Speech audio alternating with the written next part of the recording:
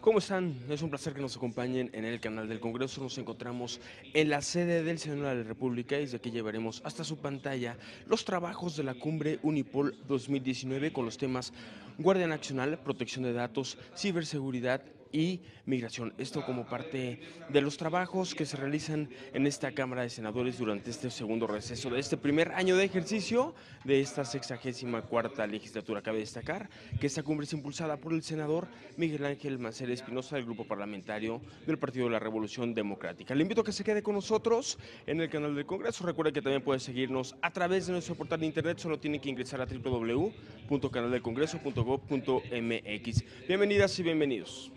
Las oficinas, las instalaciones, los hogares de las personas, las escuelas también requieren de protección.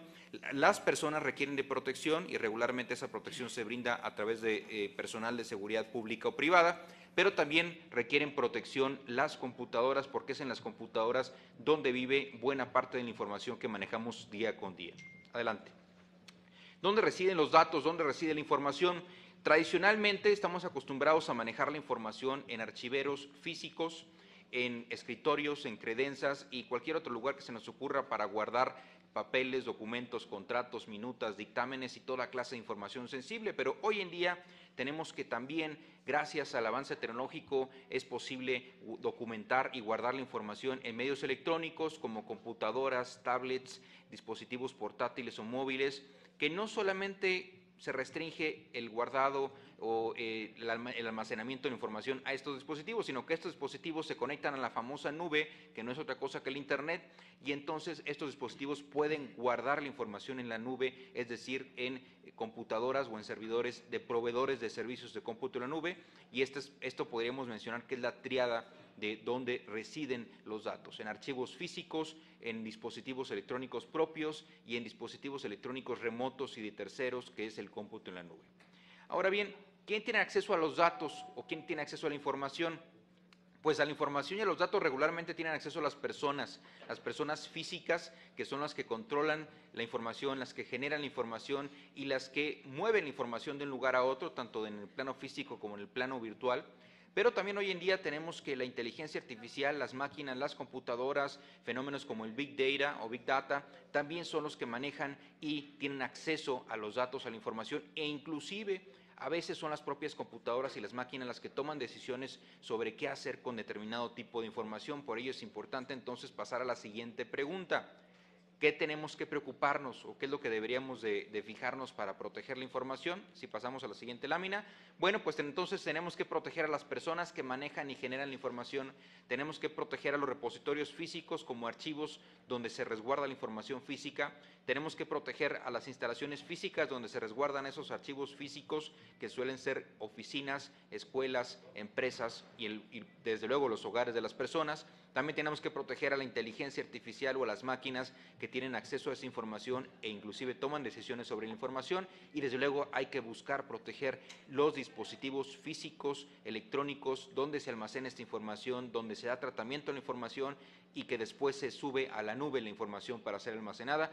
Todo ello es a lo que tenemos que fijarnos sobre cómo debemos proteger la información. Adelante, por favor. Vamos a presentar en pantalla lo que se conoce como la CIA o el Triángulo de la Seguridad de la Información, que consta de 3 atributos. Se nos dice que la seguridad de la información pues, es el conjunto de medidas preventivas y reactivas de las organizaciones y sistemas tecnológicos que permiten resguardar y proteger la información, buscando siempre mantener 3 atributos en la información. Primeramente, la disponibilidad. ¿En qué consiste? Pues que la información debe estar disponible a quienes deban acceder a ella, ya sea personas, procesos o aplicaciones. El atributo de la integridad se refiere que la información debe estar libre de toda manipulación o modificación no autorizada, que se mantenga tal cual como fue generada. Y posteriormente tenemos el último atributo, que es la confidencialidad de la información, que consiste en que la información no deba ser accesada o divulgada a personas o sistemas que no deban de tener acceso a esta información. En estos 3 son los elementos que se considera en el rubro de la seguridad de la información. Ahora bien, pues vamos a pasar al siguiente slide, por favor. Regularmente la seguridad de la información busca proteger 3 cosas. Busca proteger personas, busca proteger productos informáticos usualmente y busca proteger procesos. Si nosotros nos ponemos a pensar ¿Quién y dónde se mueve la información? Pues la información se mueve entre personas, la mueven productos y la mueven a través de procesos. Si nosotros logramos realizar actividades encaminadas a proteger o a buscar que las personas estén protegidas o conozcan cómo proteger la información, buscamos elementos tecnológicos para proteger los productos informáticos en los que reside la información y buscamos políticas y su implementación para que se protejan también los procesos mediante los cuales la información se mueve, pues seguramente tendremos un entorno muy controlado. México tiene un marco normativo general que va desde la Constitución hasta leyes particulares. La Constitución mexicana, en su artículo 21, establece que la seguridad pública es una función a cargo de la Federación, las entidades federativas y los municipios, que comprende la prevención de los delitos, la investigación y persecución para hacerla efectiva, así como las sanciones e infracciones de carácter administrativo. Luego también tenemos una Ley Federal de Seguridad Privada, que nos contempla una definición de seguridad privada, que no la voy a mencionar porque ahora tenemos que el Senado, el año pasado, por ahí en el mes de abril, aprobó un proyecto de ley general de seguridad privada que ahora está en la Cámara de Diputados para los efectos constitucionales de que hay lugar. Y bueno, este proyecto de ley general de seguridad privada establece que se entiende por seguridad privada la actividad auxiliar de la función pública a cargo de los particulares, con el objetivo de desempeñar acciones relacionadas con la seguridad en materia de protección y vigilancia y custodia de personas, información, bienes inmuebles, muebles o valores. Fíjense bien cómo ya estas leyes manejan qué es lo que se debe de proteger y dentro de los objetos de protección se encuentra precisamente la información. Este proyecto de Ley General de Seguridad Privada establece modalidades de los servicios de seguridad privada y dentro de ellos se establece que una de estas modalidades es precisamente la seguridad de la información y nos dice que consiste en la preservación, integridad y disponibilidad de la información del prestatario a través de sistemas de administración de seguridad, bases de datos, redes locales, corporativas, globales, sistemas de cómputo, transacciones electrónicas, así como el respaldo, la recuperación de dicha información, sea documental, electrónica o multimedia, y también nos establece que existen sistemas o bienes tecnológicos para la seguridad, que consiste en todo producto o servicio tecnológico que deba ser utilizado como medio de apoyo para realizar aquellas actividades relacionadas con la seguridad. Regresamos, por favor, a la siguiente presentación. Adelante, por favor, una más, ahí. Desde hace muchos años he venido pregonando que México debe contar con algo que se le denomine, una rama del derecho que se denomine Derecho de la Seguridad de la Información. No es algo nuevo, ya hay muchos países en el mundo que ya cada vez cuentan más con esta materia en los planes de estudio a nivel carrera, a nivel posgrado, y México no debería ser la excepción. ¿Por qué es importante? Pues vamos a ver a continuación algunas reflexiones del por qué deberíamos de contar con una rama que debiera llamarse Derecho de la Seguridad de la Información. Adelante, por favor.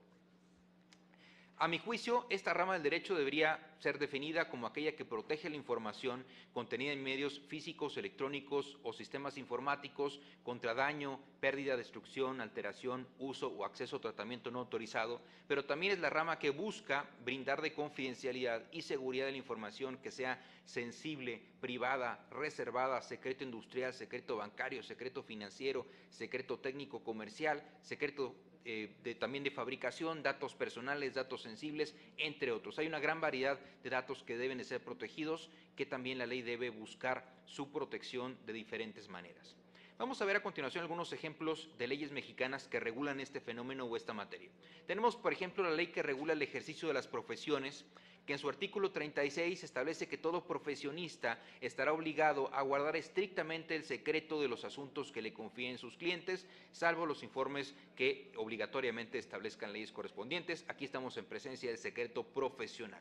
El artículo 85 de la Ley de Propiedad Industrial establece que toda aquella persona que con motivo de su empleo, cargo, puesto, desempeño de su profesión o relación de negocios, pues tenga acceso a un secreto industrial del cual se le haya prevenido su confidencialidad, pues deberá abstenerse de revelarlo sin causa justificada y sin consentimiento de la persona que guarde dicho secreto o usuario autorizado. Entonces aquí tenemos por una parte el secreto profesional y por otra parte el secreto industrial.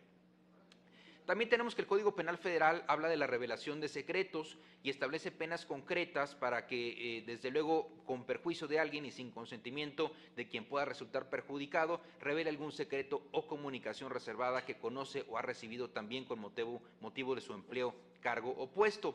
Establece que inclusive estas revelaciones van a ser punibles si el secreto revelado o publicado es de carácter industrial.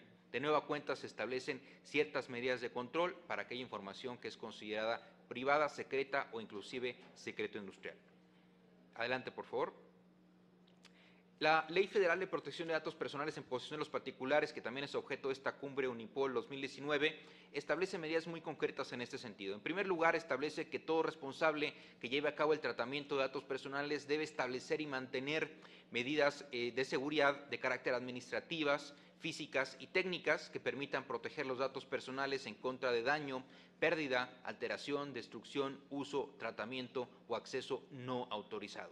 Y más adelante la ley en su artículo 21 también establece que también el responsable o terceros que intervengan en cualquier fase del tratamiento de datos personales deben de guardar la confidencialidad respecto de estos, una obligación que va a subsistir aun y cuando se hayan terminado las relaciones jurídicas con el titular, lo cual implica que aunque ya no tengamos una relación jurídica con la persona, la obligación de confidencialidad debe de mantenerse de manera permanente sin que ello implique que podamos hacer uso indiscriminado de los datos personales que nos han sido confiados.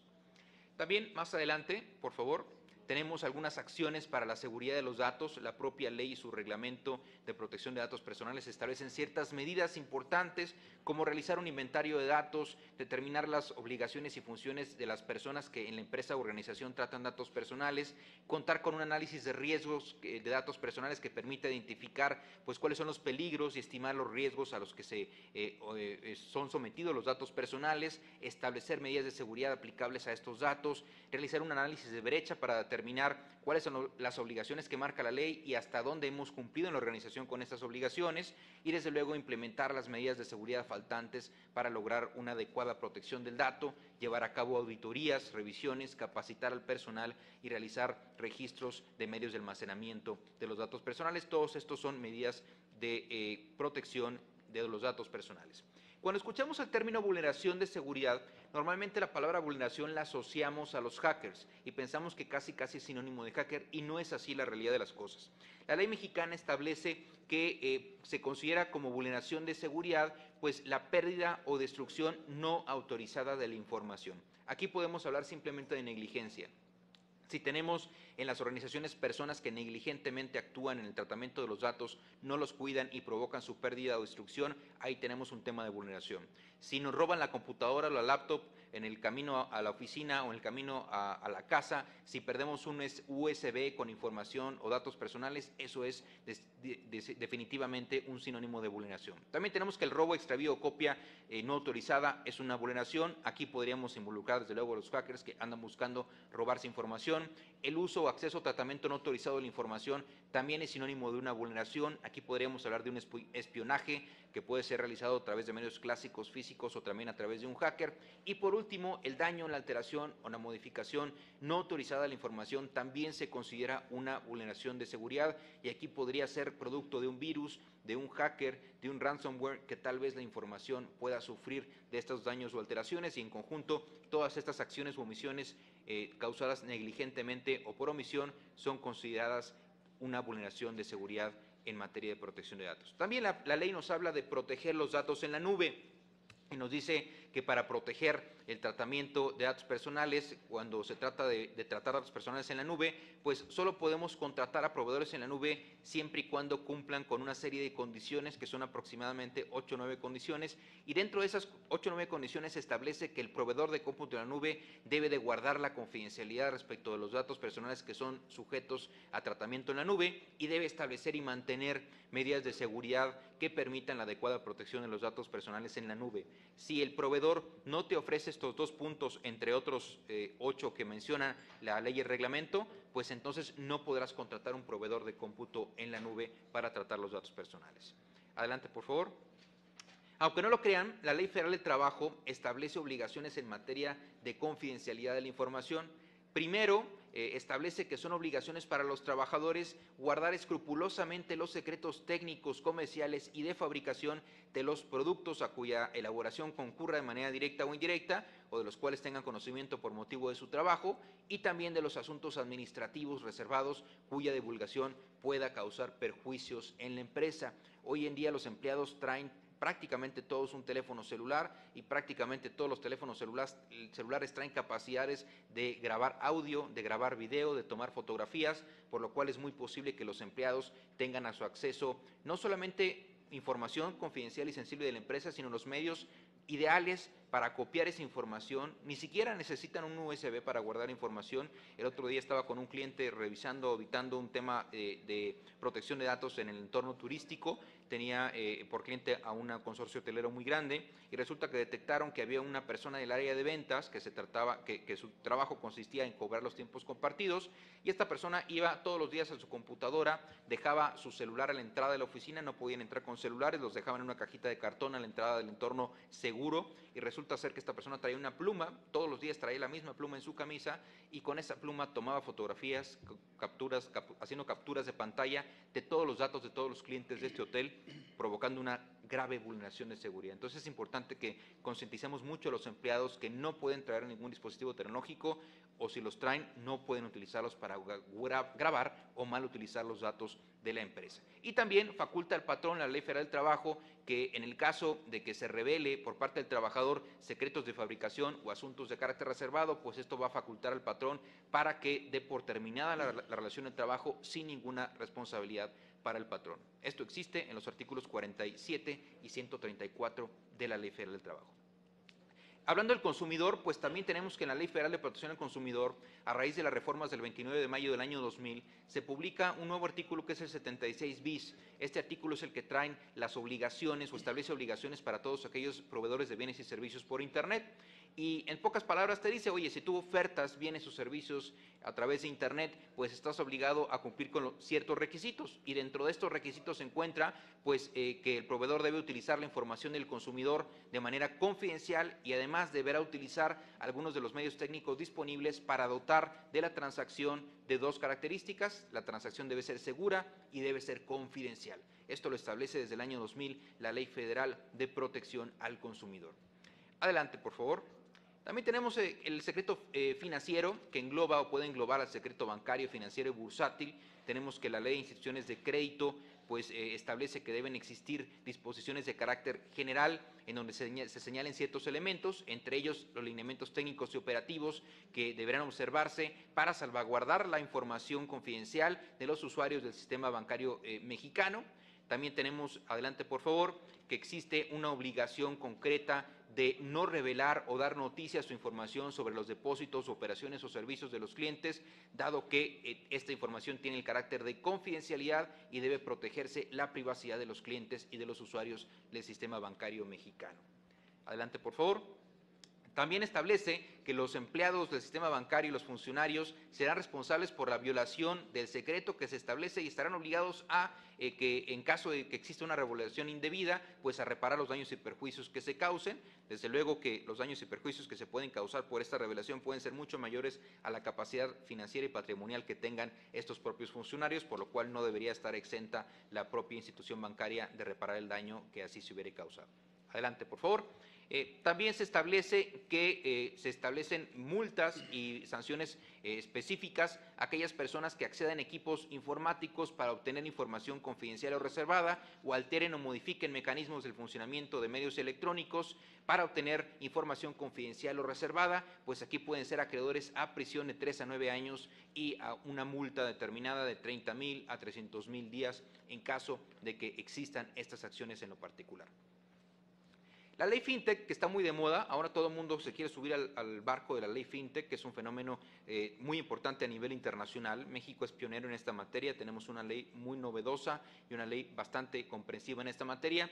Me sorprendió mucho cuando empecé a leer la ley FinTech, porque en esta ley se incluyen grandes conceptos relacionados con seguridad de la información.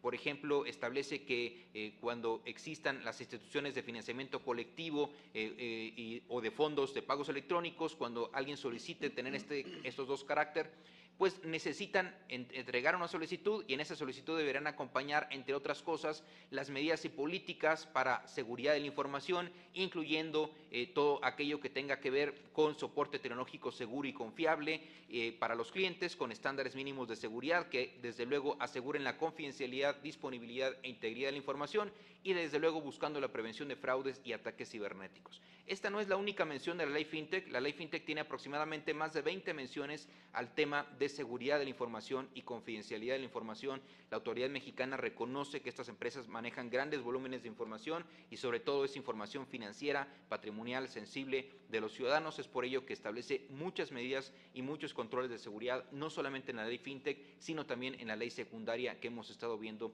que se ha publicado por parte de la autoridad competente.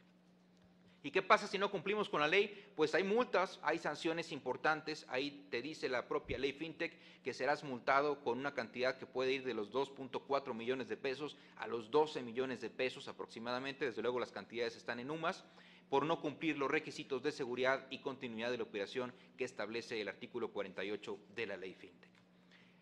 Bueno, vamos a ver ahora, para ir aproximándonos al cierre de la plática, algunas problemáticas en la implementación de la seguridad de la información. Es importante que tomemos en cuenta que cuando implementamos programas de seguridad de la información en las empresas, en las organizaciones, en el sector público, es muy común encontrarnos con fallos muy importantes. Regularmente nos enfocamos mucho a tener sistemas de seguridad óptimos, a contratar firewalls, a contratar sistemas informáticos de protección, software de los conocidos como Data Loss Prevention o prevención de pérdida de datos. Siempre nos enfocamos mucho en las herramientas tecnológicas para evitar que exista una vulneración de datos o una fuga de datos, pero nunca nos ponemos a pensar que tal vez lo más importante no es eso, sino los propios empleados o las personas que tienen acceso a esta información.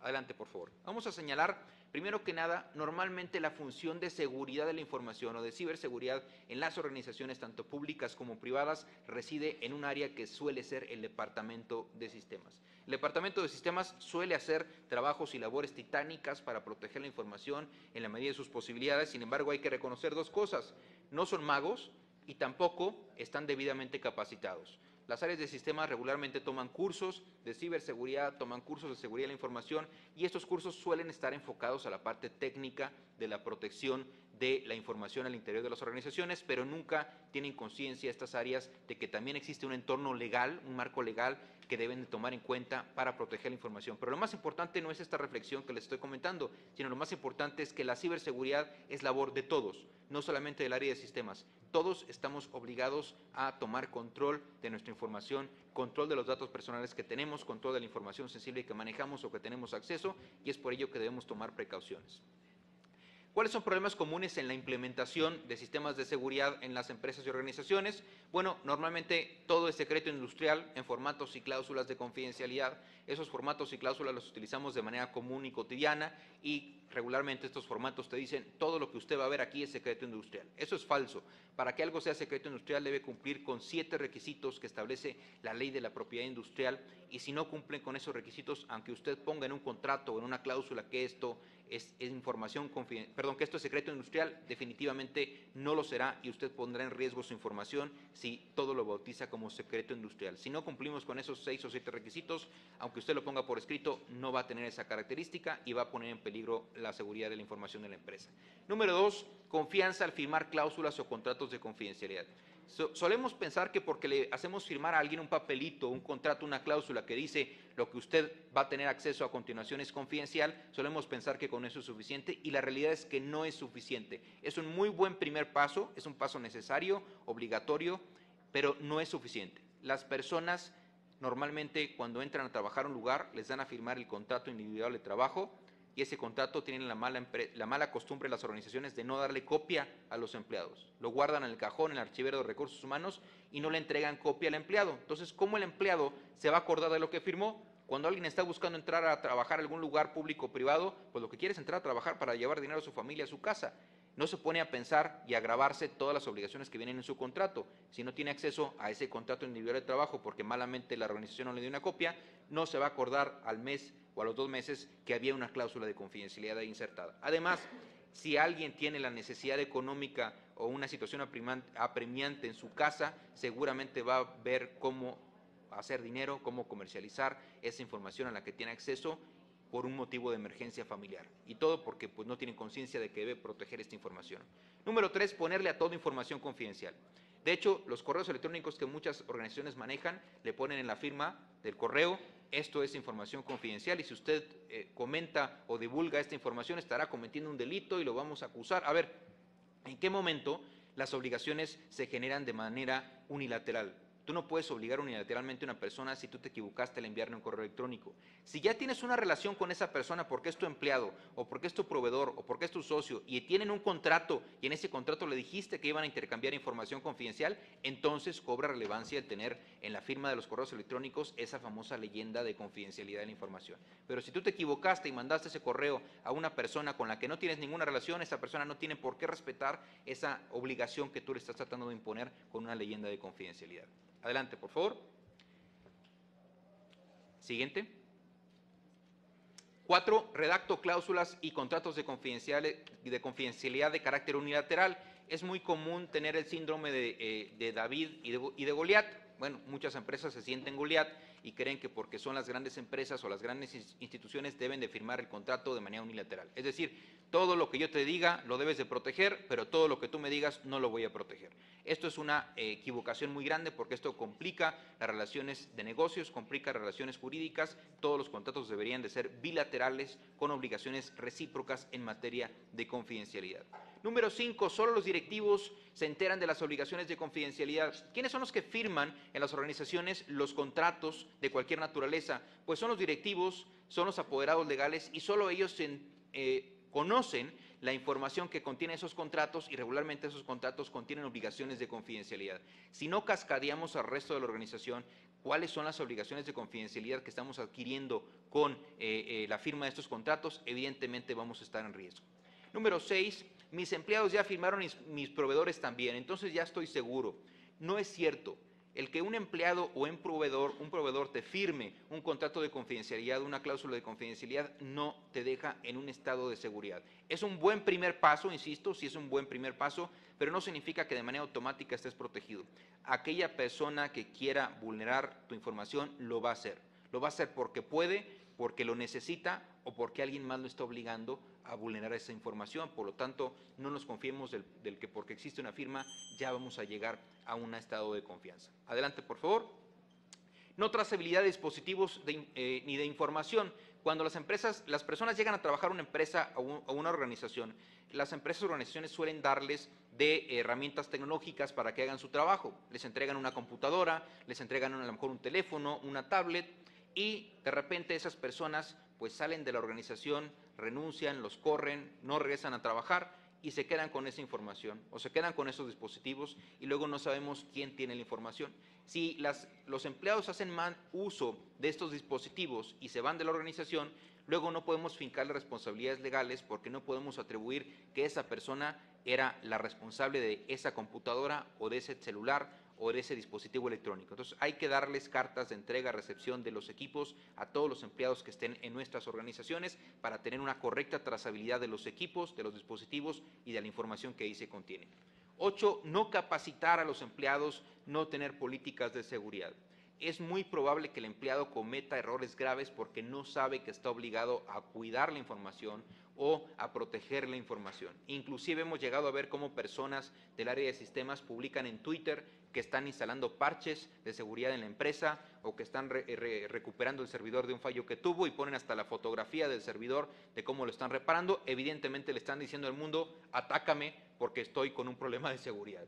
Eso lo suelen hacer los empleados porque les parece chistoso, porque son fanáticos de Twitter, porque son a lo mejor líderes o celebridades de redes sociales y que con ello creen que tienen autorización de revelar este tipo de información, la cual puede resultar en serio perjuicio de las organizaciones. No tener políticas de seguridad también es un problema muy grave porque los empleados a veces no conocen la ley y si no conocen la ley pues menos van a conocer las políticas. Tenemos que establecer en nuestras organizaciones políticas de seguridad de la información, políticas de control de la información. Número 9, descuidar al eslabón más débil en la cadena de la seguridad de la informática, que en todos los casos es el empleado. Les quiero contar algo. En todos los casos que yo he conocido como abogado de vulneración de seguridad al interior de las empresas, en todos los casos reales, el que tiene la culpa no es la computadora, ni es el firewall, ni es el antivirus, ni el software data loss prevention. Quien tiene la culpa siempre es el empleado. Hay un empleado que hizo mal uso de la información, mal uso de los sistemas, se saltó los controles de seguridad y por ello pues tenemos serios problemas en ese sentido. Y bueno, pues ya para continuar, para dar conclusión a la plática, vamos a continuar con más láminas. Adelante, vamos a llegar a otra lámina, por favor. Me están pidiendo que termine. Y una más, por favor. Una más. Ahí. Bueno, para poder tener un ecosistema de ciberseguridad correcto, pues tenemos que tener una amplia cooperación entre todas las partes involucradas, tanto a nivel nacional como regional e internacional. Es importante establecer concientización de toda la sociedad respecto de todos los riesgos en entornos digitales. Para ello necesitamos tener una industria local sólida, profesionales capacitados para orientar a empresas y entidades públicas para protegerlas en el entorno digital, tecnología para el monitoreo y protección y defensa, tanto preventiva y reactiva, medidas de seguridad adoptadas en todos los sectores, tanto técnicas como físicas y administrativas, leyes y políticas públicas en materia de seguridad y ciberseguridad, y desde luego autoridades y abogados capacitados para implementar y perseguir delincuentes y también para establecer normas en el correcto, adecuado mantenimiento de la información confidencial de las empresas y de los datos sensibles que manejan todas las organizaciones. Y bueno, pues perdón por las prisas, pero me han pedido que termine. Estoy a su disposición para atender cualquier duda o pregunta sobre este tema. Muy bien, muchas gracias, señor maestro.